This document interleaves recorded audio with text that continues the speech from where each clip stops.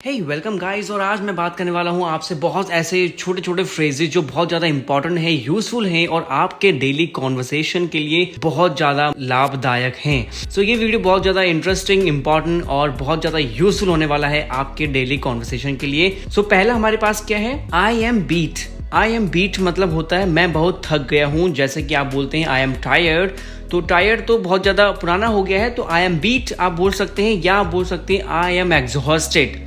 ठीक है, तो एक ही वर्ड को बोलने के बहुत सारे तरीके हैं। एग्जाम्पल क्या है, let's go for a walk. चलिए वॉक पे चलते हैं। I don't want to go out tonight, I am beat. या I don't want to go for a walk tonight, I am beat. ठीक है, बहुत ईजी है, आपको बोलना है मैं थक गया हूं, आई एम बीट या आई एम एग्जॉस्टेड। नेक्स्ट है बीट्स मी, तो उसके जैसा ही एक फ्रेज है, बीट्स मी मतलब होता है मुझे नहीं पता। जैसा आपको बोलना है, एग्जाम्पल है हमारे पास, वेयर इज रोहन, तो आपने बोला बीट्स मी, मुझे नहीं पता। ठीक है, बीट्स मी का जो बेसिकली जो कंसर्न निकल के आया है, बीट्स मी मतलब आपको, जैसे आपसे कोई कुछ पूछा जा रहा है या आप मुझसे कुछ पूछते हैं कि वेयर इज रोहन, तो इसका मतलब होता है कि मुझे कुछ भी नहीं पता, तुम चाहे मुझे मार लो या मुझसे वैसे भी पूछ लो, मुझे उसके बारे में पता ही नहीं है। तो इसके लिए बोला जाता है कि बीट्स मी, मुझे मार मार के भी पूछोगे ना, मुझे तब भी नहीं पता होगा। ठीक है, तो इसका मतलब बेसिकली यही है कि मुझे नहीं पता है। उसके बाद नेक्स्ट हमारे पास है I thought so. I thought so मतलब होता है मुझे लगा ही था। सिंपल एग्जाम्पल पे आते हैं, जैसे आपने पूछा आर यू मैरिड, और मैंने बोला कि येस आई एम, तो आप बोलेंगे आई थॉट सो, मुझे लगा ही था आपको देख के कि आप मैरिड हो। ठीक है, सिंपल है। उसके बाद नेक्स्ट हमारे पास है don't you think. Don't you think, तुम्हें नहीं लगता। जैसे एग्जाम्पल क्या है, it is fake, don't you think, कि ये जो टी शर्ट है एडिडास की, जो कि एविडास करके बाजार में चलती है, तो मान लीजिए एविडास लिखा हुआ है उस पर और आपके फ्रेंड ने बोला कि it is fake, don't you think, तो आपने बोला यस इट इज फेक, ये है फेक। मतलब बहुत ज़्यादा यूजफुल होने वाला है डोंट यू थिंक। जैसे आपको किसी की राय लेनी है तो आप वहाँ पे यूज कर सकते हैं इजीली, डोंट यू थिंक, तुम्हें नहीं लगता। नेक्स्ट हमारे पास है टेक इट ईजी। ये भी बहुत इंपॉर्टेंट है और बहुत ज़्यादा चलने वाला एक फ्रेज है, take it easy bro, take it easy man, right. So take it easy, जैसे कुछ भी आप हाइपर हो जाते हैं, परेशान हो जाते हैं, टेंस हो जाते हैं, तो आपको कोई बोले कि टेक इट ईजी, तो इसका मतलब है कि आराम से यार चिल करो, शांत हो जाओ। या एक बोला जाता है टेक अ चिल पिल, बोला जाता है एक phrase, take a chill pill मतलब कि एक चिल पिल लो, मतलब कि एक रिलैक्स हो जाओ आराम से। ठीक है, I have too much work to do, even I didn't take my lunch yet, कि मुझे बहुत सारा काम करना है और तुम्हें पता है यहाँ तक कि मैंने अभी तक लंच भी नहीं किया है। तो आपके फ्रेंड ने बोला take it easy man, take it easy मतलब आराम से शांत हो जाओ, रिलैक्स होके काम करो, इतना टेंस मत हो, इतना हाइपर मत हो, इतना प्रेशराइज मत करो अपने आप को। ठीक है, so take it easy man या टेक इट ईजी ब्रो, जो भी आपके रिलेशन है। नेक्स्ट हमारे पास है हु नोज, किसको पता या कौन जाने। ठीक है, जैसे आपसे क्वेश्चन किया है who is the richest man in the world, who is the richest man in the world, तो आपने बोला हु नोज, मतलब किसको पता यार, मुझे नहीं पता, मुझे इससे कोई रिलेशन नहीं है, मुझे इसका कुछ भी कॉन्सेप्ट नहीं पता, कि मुझे नहीं पता कि कौन अमीर है कौन गरीब है। So who knows. ठीक है, इससे ही रिलेटेड क्या होता है, एक बोला जाता है गॉड नोज, कि भगवान को पता होगा। जैसे कि आपको किसी चीज़ के बारे में नहीं पता है तो आप बोल सकते हैं कि या तो बोलिए हु नोज, किसको पता, या बोल दीजिए कि मुझे नहीं पता, भगवान को पता होगा। ठीक है, तो कहा जाता है कि गॉड नोज या लॉर्ड नोज। ठीक है, नेक्स्ट हमारे पास है आर यू डन, इसका मतलब होता है आपका काम हो गया।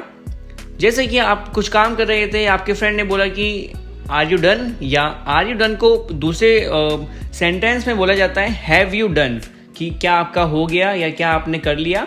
सो आर यू डन इसका मतलब है आपका काम हो गया, तो आप बोलेंगे हो गया तो यस बोलिए, नहीं हुआ तो नो बोलिए, नॉट येट बोल सकते हैं कि अभी तक नहीं हुआ है। नेक्स्ट हमारे पास है अगर आपको बोलना है कि यस आई एम डन, मेरा काम हो गया, तो आप बोलेंगे आई एम डन। ठीक है, मेरा काम हो गया। एग्जाम्पल क्या है, आर यू डन या हैव यू डन, तो अगर हो गया है तो आप बोलेंगे यस आई एम डन।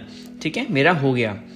जैसे एक आपने देखा होगा कभी सीरीज में या कई मूवीज में, तो वहां पे क्या होता है कि लड़की लड़के से या लड़का लड़की से बोलता है कि I am done with you, कि मेरा तुम्हारे साथ खत्म हो गया।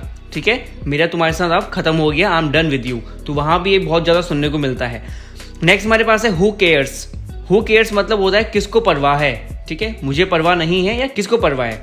एग्जाम्पल क्या है, व्हेन इज रोहन्स बर्थडे, कि रोहन का बर्थडे कब आता है या कब है, तो आप बोलेंगे हु केयर्स, किसको परवाह है, कभी भी आए मुझे क्या मतलब, राइट। नेक्स्ट हमारे पास है आफ्टर यू। ये तो बहुत ज्यादा एडिकेट होता है ये फ्रेज में, और ये करना भी चाहिए। मान लीजिए कि आपके साथ कोई लड़की है, कोई विमेन है, कोई भी है, फीमेल है, तो अगर आपको कहीं एंटर करना है, अगर आपको डोर खोलते हैं या कोई डोर ओपन होता है, तो आपको हमेशा बोलना चाहिए आफ्टर यू, ठीक है। आफ्टर यू का मतलब होता है पहले आप या आपके बाद, तो दोनों का मतलब सेम ही है हिंदी में आप सोचेंगे तो, आपके बाद या पहले आप, ठीक है। तो कभी भी अगर आप किसी फीमेल के साथ हैं, चाहे वो एल्डर हो, यंगर हो, तो आपको हमेशा बोलना है आफ्टर यू, पहले आप। नेक्स्ट हमारे पास है से व्हाट। ये बहुत ज्यादा एक्सप्रेशन के साथ बोलना होता है, मतलब कि शॉकिंग वाला एक्सप्रेशन। से व्हाट मतलब क्या कहा, इसका मतलब होता है से व्हाट, क्या कहा, ठीक है। जैसे कि एग्जाम्पल क्या है, I am going to get married, कि मैं शादी करने वाला हूँ, राइट।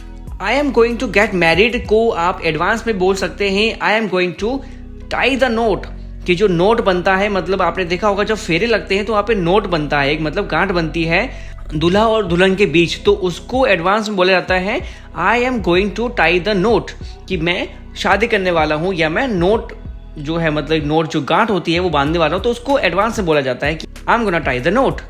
तो आप ये एक्सप्रेशन हमेशा शॉकिंग के टाइम पे देंगे, जब आप बहुत ज्यादा शॉक्ड हो गए हैं किस बात को सुन के।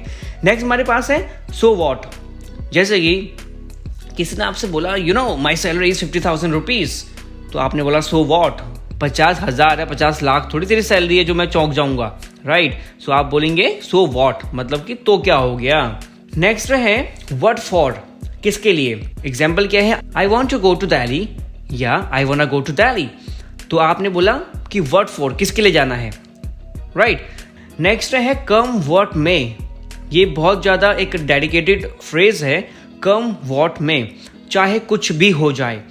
मान लीजिए कि आपके दोस्त के घर में एक बर्थडे पार्टी है और उसने आपसे बोला your mom will not let you come, your mom wants let you come, कि तुम्हारी मम्मी तुम्हें नहीं आने देंगी या परमिशन नहीं देगी या जो भी है, कि आपकी मम्मी आपको नहीं आने देगी। तो आपने बोला I will definitely come, come what मे, कि मैं तो निश्चय ही आऊँगा, मैं पक्का आऊँगा, चाहे कुछ भी हो जाए, राइट। द नेक्स्ट वन आई गॉटा गो। ये आपने इंग्लिश या हॉलीवुड मूवीज में बहुत ज़्यादा देखा होगा, आई गॉटा गो। आई गॉटा गो मतलब होता है आई हैव टू गो, कि मुझे जाना होगा। जब आपको बहुत ज़्यादा अर्जेंट होता है तो आप बोलते हैं आई गॉटा गो, मुझे जाना होगा।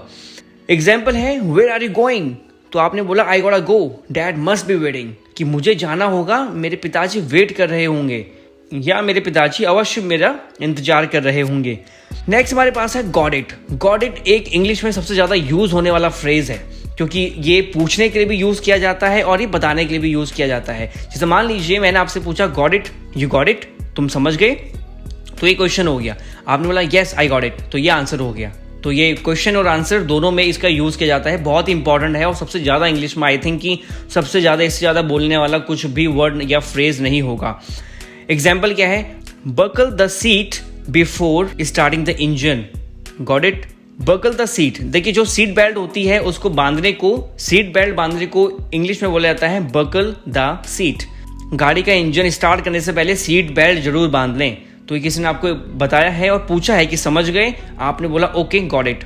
अच्छा नेक्स्ट वन हमारे पास है नेवर माइंड। नेवर माइंड एक फ्रेज है जिसका मतलब होता है कोई बात नहीं, भूल जाओ, या ये जो मैंने बात कही है जरूरी नहीं है। I didn't understand it, could you repeat that please, कि मैंने ये समझा नहीं, क्या आप इसको दोबारा से बता सकते हैं। नेक्स्ट हमारे पास है डोंट माइंड। डोंट माइंड का मतलब होता है बुरा मत मानना।